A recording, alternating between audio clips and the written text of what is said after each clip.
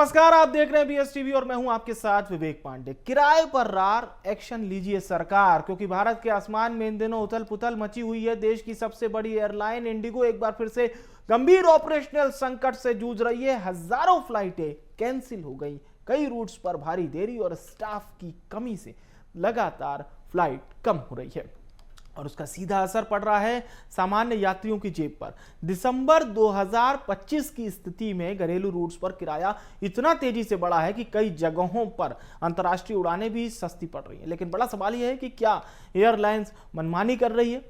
किराए बढ़ने पर कोई नियंत्रण क्यों नहीं? और सबसे अहम है, सरकार की भूमिका क्या है? एविएशन सेक्टर अभी तक फ्री मार्केट मॉडल पर चलता है, जहां एयरलाइंस मांग और सप्लाई के हिसाब से कीमतें तय करती है, मगर इंडिगो जैसी विशाल कंपनी के अचानक लड़खड़ाने से पूरा बाजार एक झटके में असंतुलित हो गया और इसका फायदा उठाकर अन्य कंपनियों ने भी किराए बढ़ा दिए। सरकार लगातार यह कहती आई है कि एयरफेयर की जो कंपनीज हैं वो कंपनी ही तय करती है, यानी कि एयर फेयर क्या होगा ये कंपनी तय करेगी। पर आज की स्थिति है कि यात्री परेशान है, कंपनियां महंगे टिकट बेच रही है, सरकार सिर्फ मॉनिटरिंग का दावा कर रही है। क्या एयर फेयर कंट्रोल में लाने का समय आ गया है? क्या भारत को भी रेलवे की तरह एयर फेयर रेगुलेशन की जरूरत है? और क्या मौजूदा संकट ये दिखाता है कि एयर फेयर इंडस्ट्री का पूरा भार एक कंपनी पर नहीं होना चाहिए? हम आज आपको न केवल बातचीत के माध्यम से पूरी जानकारी आप तक पहुंचाएंगे, पर आप सुनिए यात्रियों की बातें और पॉलिटिकल कमेंट्स भी आए हैं, बैक टू बैक आपको सुनवाते हैं। इंडिगो की फ्लाइट कैंसिल होने के कारण जो फेयर हाइक हुए हैं दूसरी फ्लाइट्स के, उसमें लिटरली गवर्नमेंट को इंटरफेयर करना चाहिए। और जैसे उन्होंने इंडियन रेलवेज को या जो टूरिज्म की दूसरी बसेस है उसके उन्होंने कंट्रोल कर रखा है, वैसे थोड़ा सा इन पे भी कंट्रोल रखें ताकि आम नागरिक जो हैं वो उसको ज्यादा पैसा ना देना पड़े। एट द एंड वो सारे प्राइवेट्स के हाथ में ही पैसा जा रहा है, प्राइवेट ही जो है वही ग्रो अप हो रहे हैं।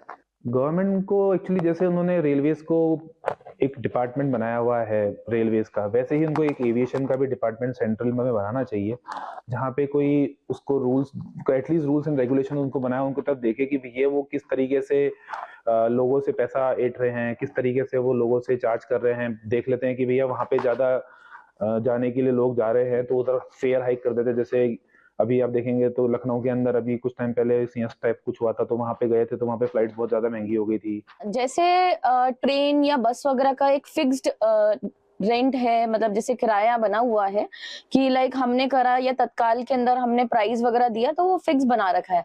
लेकिन अगर हम फ्लाइट्स की बात करें तो जैसे अभी रिसेंट में जैसे फ्लाइट कैंसिल वगैरह रहती हैं, तो अगर हम दूसरी फ्लाइट को बुक करते हैं तो जस्ट 3 या 4 टाइम्स प्राइस हाई करके बताया जाता है।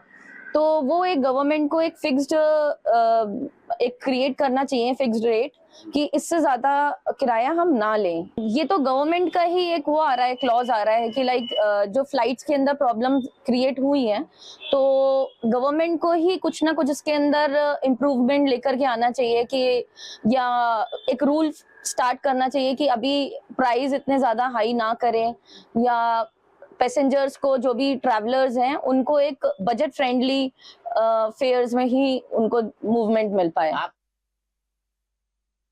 कांग्रेस के लिए सेल्फ गोल हो जाता है। इसी प्रकार से मध्य प्रदेश के कांग्रेसी मित्रगण, कांग्रेसी नेतागण भी यही काम कर रहे हैं। उनको यही नहीं पता, अरे भाई डीजीसीए ने एयरलाइंस का जो फेयर है उसको भी तय कर दिया गया है।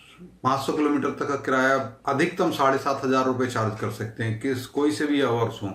इसी प्रकार से 500 से 1,000 किलोमीटर के लिए जो किराया होगा वो 12,000 रुपये तक से अधिकतम हो सकता है, उससे कम ही रहेगा। तो उन्होंने हर किलोमीटर पर अपना तय कर दिया है।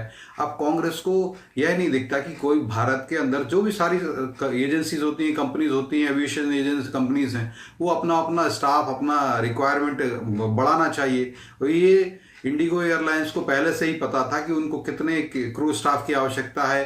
जब नंबर ऑफ फ्लाइट्स उनकी ज़्यादा हैं, पूरे देश भर में चलती हैं, तो मुझे लगता है उनकी स्वयं की नेग्लिजेंसी को सरकार पर थोपना ही उचित नहीं है। अब 4-5 दिन से जो देख रहे हैं, हजारों लाखों यात्री परेशान हैं और सैकड़ों की संख्या में फ्लाइटें रद्द हो रही हैं और किराया इतना बढ़ रहा है कि जयपुर से दिल्ली का किराया भी 56,000 और 86,000 तक हो गया है, जबकि वहाँ की दूरी मैं ये समझता हूँ कि व्यक्ति बस से भी बहुत जल्दी पहुँच जाता है।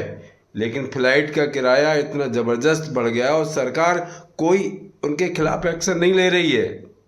अब ये कहती है कि हमने समय सीमा तय कर दी है किराया बढ़ाने की। अरे भाई, सीमा तय कर दी तो आपने ये बताइए कि दिल्ली से जयपुर जाने का जहाँ 3,000 और 3,500 4,000 किराया हुआ करता था, वहाँ आप कह रहे हो कि हमने 7,500 फिक्स कर दिया है, लेकिन अभी तो किराए बढ़े 80-80 हज़ार तक हो गए। इन पर लगाम कैसे लगेगी? लगाम इसलिए नहीं लगेगी कि सबने इलेक्टोरल बॉन्ड के माध्यम से भाजपा को चंदा दिया है और चंदे की वजह से सरकार चुप बैठी है। तो इंडिगो फ्लाइट रद्द होने का सिलसिला जारी है। छत्तीसगढ़ से अलग अलग जाने वाली 6 से अधिक फ्लाइटें रद्द हो गई है। मुंबई की 2, इंदौर, अहमदाबाद, भुवनेश्वर और हैदराबाद की फ्लाइटें रद्द हुई है। यात्रियों की मुसीबतें बढ़ती जा रही हैं क्योंकि कल भी कई फ्लाइटें इस तरह से रद्द हुई थी। बहुत सारे सवाल भी खड़े हो रहे हैं। अब सरकार भी अपनी सख्ती दिखा रही है। कंपनी को पैसे रिफंड करने के लिए पूरा रिफंड प्रोसेस भी करना होगा। अगले 48 घंटों में जो पैसेंजर के बैगेज को ट्रेस करके डिलीवर करना होगा, इसमें बाकायदा कंपनी के सीईओ को 24 घंटे में जानकारी भी देनी होगी। 5 दिन से जारी संकट के चलते कंपनी पर एक्शन क्यों न ले। जवाब न देने पर डीजीसीए एक तरफा फैसला ले सकेगा, यानी कि यह है सख्ती। अब बाकी एयरलाइंस के बढ़ते किराए पर भी इसमें रोक लगा दी गई है। तो ये है पूरी जानकारी। इंडिगो संकट पर अभी क्या कुछ हो रहा है, सरकार किस तरह से सख्ती कर रही है, ये वो जानकारी है।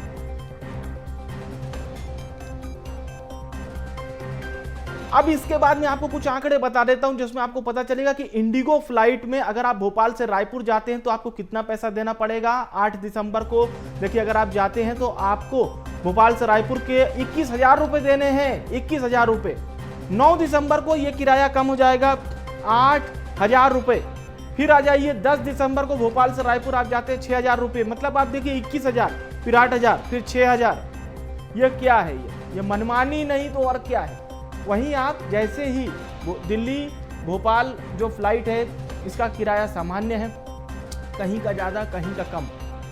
ये हमने आपको इसलिए भी ये फिगर बता रहे हैं ताकि आपको ये पूरी जानकारी पता चले कि आखिर गड़बड़ झाला चल कहाँ रहा है, प्रॉब्लम आ कहाँ रही है, ये हमें समझना होगा। अब भोपाल के बाद मैं आपको उदाहरण के तौर पर एक किराया बता देता हूं। इंदौर से शारजहां का इंटरनेशनल फ्लाइट का किराया समझिए कितना है। देखिए 7 दिसंबर 9 रूम, यानी कि अब आपको अभी टिकट नहीं मिलेगा, लेकिन आप कल का टिकट 17,600 रुपए में ले लेंगे। इंदौर से शारजहां का किराया बता रहा हूं, 9 दिसंबर को यह किराया 17,000 रुपए है। पर इंदौर से दिल्ली का किराया देखिए आप, इंदौर से दिल्ली 16,000 रुपए, 16,000 रुपए का किराया। 8 बजे अगर आप एयर इंडिया की टिकट लेते हैं इंदौर से दिल्ली की, 16,700 रुपये 8 से 9 दिसंबर का फिगर है। ये फिगर बता रहा हूं मैं आपको।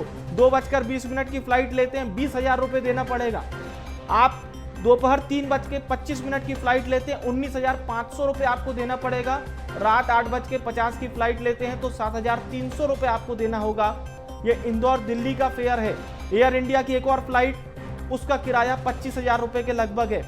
आप Indore Mumbai economy sold out है, बिजनेस क्लास से करीब 30,000 रुपये 29,000 रुपये का आपको प्लेन का पैसा देना होगा। Air India economy sold out हो चुकी है। मैं अब आपको कुछ तथ्य बताता हूं कि कंपनियां प्लेन का टिकट बढ़ाती कैसे हैं, ये डायनेमिक फेयर को लाती कैसे हैं, और यही मैं अब आपको बताऊंगा कि टिकट का आखिर दाम कैसे होता है, मांग और उपलब्धता के हिसाब से कैसे बदलता रहता है। ये मैं आपको पूरी जानकारी बता देता हूं। देखिए, इसको हम डायनेमिक प्राइसिंग कहते हैं। इसमें शुरुआती 20-30% और सस्ती बीच वाली सीटें, मध्यम प्राइस, आखिर की बची सीटें, बहुत सारी सीटें इसमें शामिल होती हैं। इस तरह से कंपनी इसके प्राइजेस को बढ़ाती है। ये बहुत समझने वाली बात है कि आखिर कंपनियां फ्लाइट का दाम कैसे बढ़ाती हैं, क्योंकि हमें कई बार यही नहीं पता चल पाता है कि कंपनी फ्लाइट का दाम आखिर बढ़ा कैसे रही है। यहाँ पर यही हमें समझने की ज़रूरत है कि कंपनी फ्लाइट का दाम कैसे बढ़ाती है, और भारत सहित दूसरे देशों में नियम क्या कहते हैं ये भी समझ लीजिए।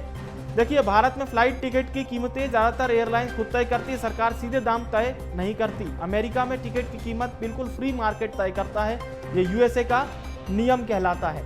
इसके बाद आ जाइए तो FAA सिर्फ सुरक्षा देखती है, दाम नहीं। एयरलाइंस डायनेमिक प्राइसिंग से अपना दाम बढ़ाती है। ब्रिटेन में भी सरकार टिकट का दाम नियंत्रित नहीं करती, यानी भारत सहित दूसरे देशों में नियम लगभग एक जैसे हैं। सरकार यहाँ पर पैसेंजर ड्यूटी टैक्स लगाती है, ये ब्रिटेन का नियम कहता है। एयरपोर्ट चार्ज हाई होने की वजह से यूके की फ्लाइटें महंगी होती है। तो ये चीजें आपके लिए बहुत जरूरी है। अगर आपको सस्ता टिकट भी चाहिए तो आप 45 से 60 दिन पहले बुक कर सकते हैं। सबसे सस्ते टिकट जो हैं वो आमतौर पर 1 से 2 महीने पहले आपको मिल जाएंगे। या कुछ टेक्निक्स भी हैं, बहुत जल्दी या बहुत लेट, दोनों में आपको महंगा फेयर मिल सकता है। तो इस तरह से हमने आपको कुछ बताने की कोशिश की। 2 एक्सपर्ट इस वक्त हमारे साथ चर्चा में जुड़ रहे हैं। हमारे साथ अमोल कटारे जी जुड़ रहे हैं, MP travel agent federation of India के अध्यक्ष हैं, स्वागत करता हूं मैं। और हमारे साथ तारिक अब्बास जी जुड़ रहे हैं, पूर्व जनरल मैनेजर हैं फ्लाइंग एयरलाइंस के। मैं दोनों मेहमानों का बहुत स्वागत करता हूं। शुरुआत हम करते हैं अमोल जी आपसे। अमोल जी, ये इस वक्त क्या चल रहा है? ये कितना पैसेंजर्स परेशान हो रहे हैं? जब हमारी टीमें रायपुर, इंदौर और भोपाल एयरपोर्ट जाती है तो उनको अलग अलग तस्वीरें नजर आई, वो हमने बताया किस तरह से लोग परेशान हुए। अमोल जी। थैंक यू वेरी मच करने के लिए।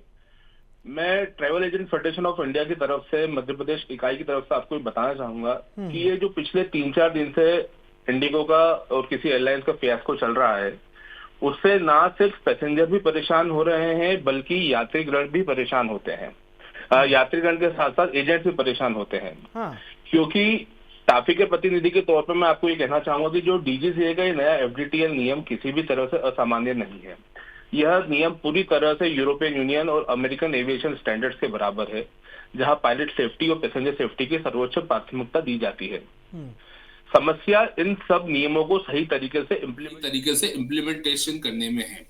हम ट्रैवल एजेंट से हम ब्रिज है एयरलाइंस, डीजीसीए और पैसेंजर्स के बीच में। जब भी ऐसी स्थिति आती है तो पहला दबाव हम पे आता है। हम पे दबाव इसलिए आता है क्योंकि जब भी कोई कैंसिलेशन होता है तो सबसे पहले किसे याद किया जाता है? जिस एजेंट ने उस टिकट को बुक किया हो। तो पिछले 3 दिन से विवेक जी मैं आपको बताना चाहूंगा कि इतने कैंसिलेशंस, इतने रीशेड्यूलिंग की हमारे पास रिक्वेस्ट आ रही है कि इसे करते करते हम भी थक गए हैं। एयरलाइन के कॉल सेंटर काम नहीं कर रहे हैं। उनकी वेबसाइट पे स्टार्टिंग में हमें तो रीशेड्यूलिंग, रिफंड, हालांकि कल गवर्नमेंट के माध्यम से एयरलाइंस ने कह दिया कि रिफंड अब तुरंत प्रोसेस किए जाएंगे, बट स्टार्टिंग में हमें बहुत दिक्कत का सामना करना पड़ा। अच्छा, ये तो आज की परेशानी हो गई। इंडिगो एयरलाइन हमारे सामने है, बहुत इसका शेड्यूल भी काफी टाइट रहता है। आपको याद होगा जिस प्रकार से किंगफिशर एयरलाइन बंद हुई थी, तो क्या उस समय भी इस तरह की परेशानी देखने को मिली थी?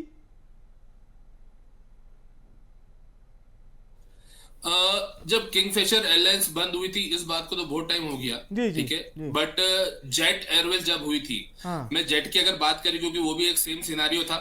जेट एयरवेज जब बंद हुई थी तो उन्होंने फेजेस में अपनी फ्लाइटें बंद की थी। उन्होंने एक साथ रातों रात अपनी फ्लाइटें बंद नहीं करी थी, तो उस कारण हमें थोड़ा सा समझने का मौका मिल गया। ये तो विद इन डे 300 फ्लाइट को कैंसिल कर देते हैं।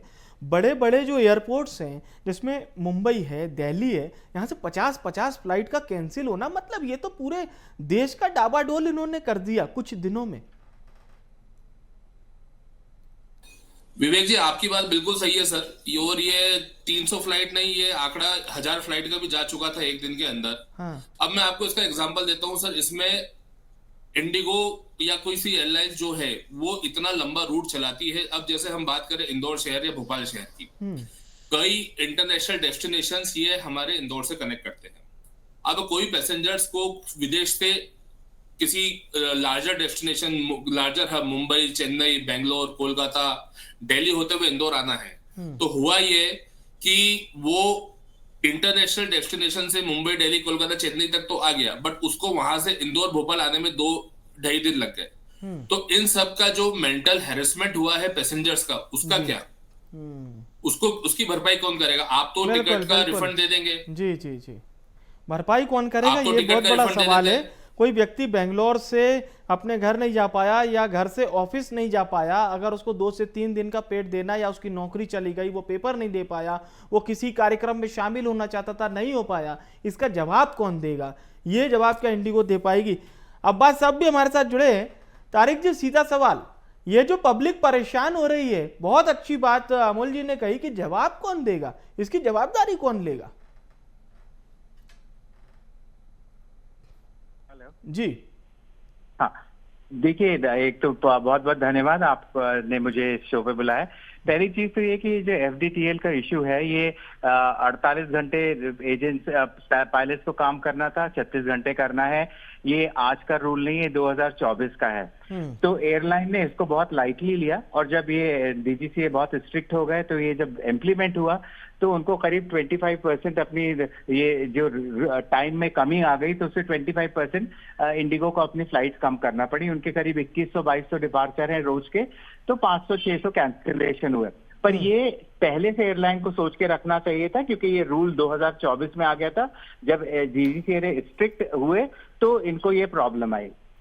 नंबर 2 जो ये फेयर्स वाली बात हो रही है, देखिए ये फेयर्स वाली बात हमेशा होती है और ये सिर्फ एयरलाइन के ऊपर नहीं है, बस ट्रेन सब में प्राइवेट बस ऑपरेटर्स जो होते हैं जब पीक सीजन होता है तो वे इंदौर पूना के 2,500, 3,000, 4,000 हजार रुपए चार्ज करते, which is more than air fare sometimes.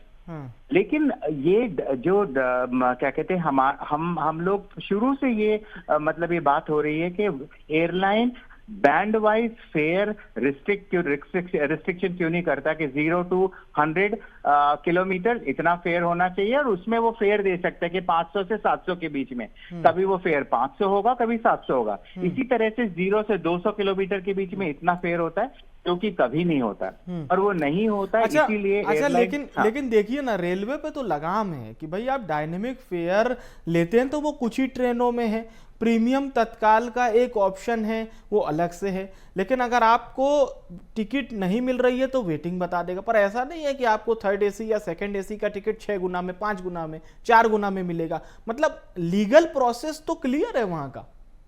मैं वही बता रहा हूँ ना, ये रेलवे चूंकि सरकार के पास है तो वो लीगल प्रोसेस क्लियर है।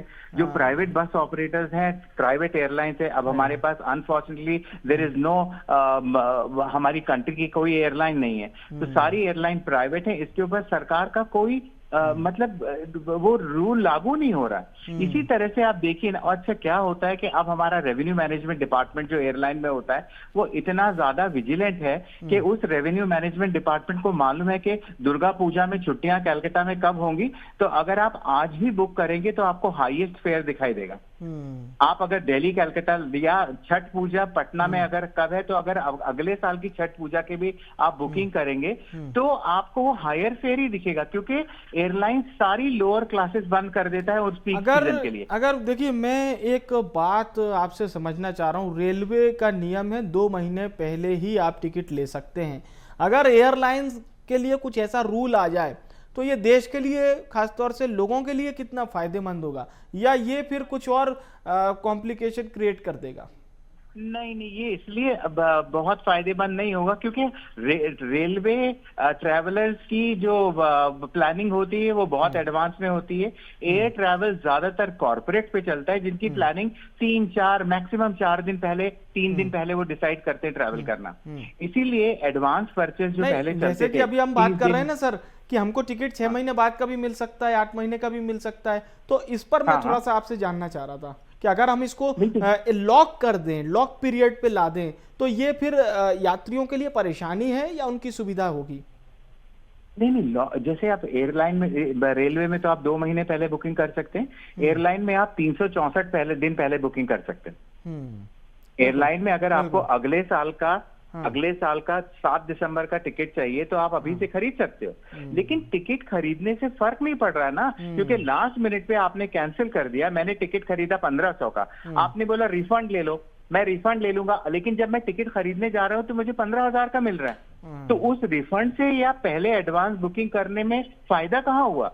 एयरलाइन या तो सरकार ऐसी कोई नीति लाए। अच्छा, कई बार क्या होता है, मैं इस पर अमोल जी से भी सवाल करूंगा, पहले आपसे पूछ लेता हूं, कई बार क्या होता है कि मान लीजिए आपने एक टिकट भोपाल से कोलकाता का ले लिया आपने, तो वो आपको 9,000 रुपए का पड़ा, पर आप देखते हैं कि जब आप ट्रेवल करने वाले हैं उसके 2 दिन पहले उसी टिकट का प्राइस 6,500 रुपए हो गया है। तो ये क्या सिस्टम रहता है जी? अब्बास जी, ये सवाल पहले आपसे है, फिर मैं कटारे साहब का रुख करूंगा। ये सिस्टम रहता है कि एक एयरलाइन पे अगर एक पर्टिकुलर सेक्टर के बीच में अगर एयरलाइन को 2 लाख रुपए कमाना है तो उसके पास हर फेयर की अलग अलग नंबर ऑफ सीट रहती हैं। सपोज एक सेक्टर पे मुझे 1 लाख कमाना है तो मेरे पास 10 सीटें होंगी सबसे कम फेयर की, 10-20 सीटें होंगी उससे ऊपर की, और फिर बाकी हायर फेयर की। अब क्या होता है कि मैंने जब टिकट खरीदा तो वो 10 सीटें लोअर क्लास की हमारी बिक चुकी थी, तो मुझसे उसके हायर फेयर मिला। लेकिन जब मैं जिस दिन ट्रैवल कर रहा था उस दिन वो लोअर क्लास वाला कैंसिलेशन आ गया, तो मेरी वो सीटें खाली हो गई, तो उन्हें मुझे क्लोजर टू डिपार्चर मुझे सस्ता फेयर मिल गया। ठीक है कटारे जी, ये सीधा बस हमारे दर्शकों को ये बताइए, ये जो बढ़ता हुआ फेयर है इस पर सरकार क्या कर सकती है? वैसे दुनिया देश के नियम तो कहते हैं कि सरकारों का जोर नहीं है fair pay. Vivek ji, as a travel agent federation of India जो हमारी एसोसिएशन है उसमें हमारी सरकार से कुछ मांगे हैं जी। मांगों के साथ हमने पहले ये बताया है कि जब आप टिकट, जैसे कि तारिक सर ने बताया कि आप टिकट को 6 महीने पहले भी खरीद सकते हो या जाने के 1 दिन पहले भी खरीद सकते हो, आपको पैसा पूरा ही देना है। बट होता क्या है, जब टिकट अगर एयरलाइंस फ्लाइट को कैंसिल करती है या रिशेड्यूल करती है तो मैंने जैसा बताया यूरोपियन गाइडलाइंस और अमेरिकन गाइडलाइंस कई बेहतर है भारत की गाइडलाइन से। तो मुझे ऐसा लगता है कि जब आपको एयरलाइंस की जवाबदेही तय करना बहुत जरूरी है भारत में। पैसेंजर्स के लिए हमारी संवेदनशीलता खत्म हो चुकी है। एयरलाइंस की जवाबदेही जब तक तय मतलब ये है कि कोई भी निर्णय लेने से पहले फेडरेशन के साथ सरकार एक बैठक कर ले और फिर कोई नए निर्णय पर पहुंचे तो कहीं ना कहीं यात्री जो परेशान होते हैं वो नहीं होंगे। तो फेडरेशन अपनी बातें क्या सरकार तक पहुंचा रहा है? किसी प्रकार का प्रपोजल आपने रखा है?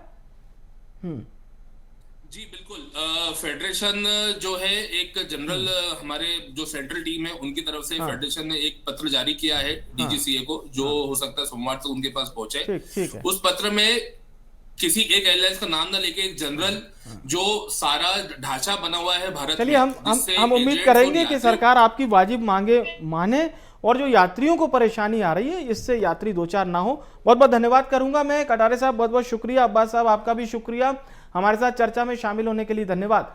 हमारी बात तो केवल इस बात को लेकर थी कि भाई अगर यात्री 8,000 रुपए का जो बेस फेयर है उस पर ये 64,000, 44,000, 34,000 क्यों होती है, इसको लेकर कोई बढ़िया सा नियम लाइए ना। हालांकि दुनिया देश के नियम कहते हैं कि सरकारों का नियंत्रण नहीं है, नियंत्रण जो कंपनी है वही करती है। हमारे यहाँ मामला कैसे सुलझेगा ये हमारा देखेंगे। फिलहाल के लिए मेरे साथ चर्चा में इतना ही। आप देखते रहिए VS TV। नमस्कार।